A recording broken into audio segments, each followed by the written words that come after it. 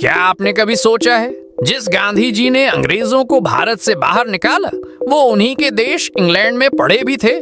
उन्होंने वहीं जाकर अंग्रेजी कानून सीखा, वकील बने और फिर लौटकर अंग्रेजों के ही बनाए कानून और व्यवस्था को उनके खिलाफ इस्तेमाल कर लिया। पर सवाल ये है, क्या अंग्रेज इतने सीधे थे कि किसी भारतीय को इतना पढ़ा दें कि वो लौटकर उन्हें ही हराने वाला नेता बन जाए? क्या उन्होंने खुद ही अपने पतन की राह खोली, या फिर इसके पीछे कोई छिपी हुई चाल थी? अब कहानी शुरू होती है सन 1600 में, जब ईस्ट इंडिया कंपनी नाम की एक अंग्रेजी व्यापारिक कंपनी भारत आई। कंपनी ने कहा, हम तो बस व्यापार करने आए हैं, लेकिन असल में वे भारत पर राज करने का सपना लेकर आए थे। धीरे धीरे उन्होंने भारतीय राजाओं को आपस में लड़वाया, फूट डाली और फिर 1757 की प्लासी की लड़ाई के बाद सत्ता पर कब्जा कर लिया। अब भारत का बड़ा हिस्सा अंग्रेजों के हाथ में था। समस्या ये नहीं थी कि अंग्रेज आए, असली समस्या ये थी कि लोगों ने गुलाम बनना स्वीकार कर लिया था। धीरे धीरे भारतीयों को आदत हो गई थी हुक्म मानने की।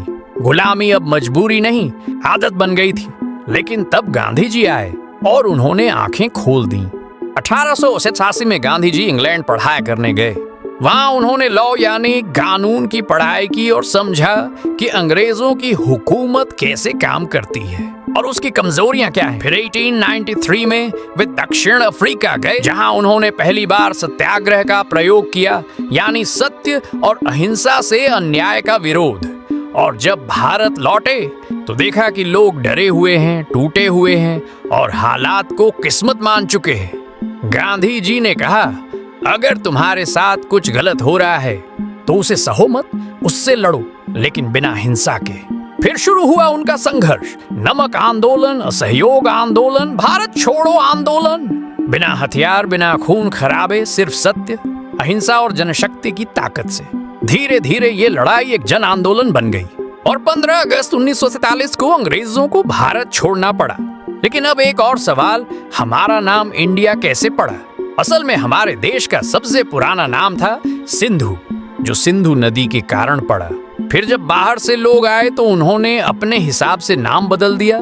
फारसी बोले सिंधु को हिंदू, यूनानी बोले हिंदू को इंडोस और अंग्रेज बोले इंडोस को इंडिया।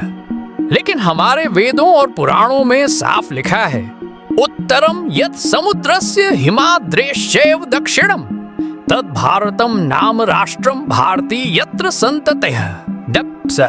मतलब जो देश हिमालय के दक्षिण और समुद्र के उत्तर में है वही भारत है, जहां भारतीय संतानें रहती हैं। इसलिए हमारे संविधान में आज भी लिखा है इंडिया दैट इज भारत। अब बात सिर्फ नाम की नहीं, पहचान की है। गांधी जी ने हमें यही सिखाया, अगर तुम्हारे साथ कुछ गलत हो रहा है तो उसे मजबूरी या आदत मत बनने दो, उसके खिलाफ खड़े होना सीखो। सच्चाई और हिम्मत से, पढ़ाई, समझ और एकता से भी लड़ाई जीती जा सकती है, अगर इरादे साफ हों। सीख यही है, अन्याय को सहना बंद करो, उसे बदलो, अपनी पहचान मत भूलो। भारत सिर्फ एक नाम नहीं, एक चेतना है जो सदियों से जिंदा है और आगे भी रहेगी।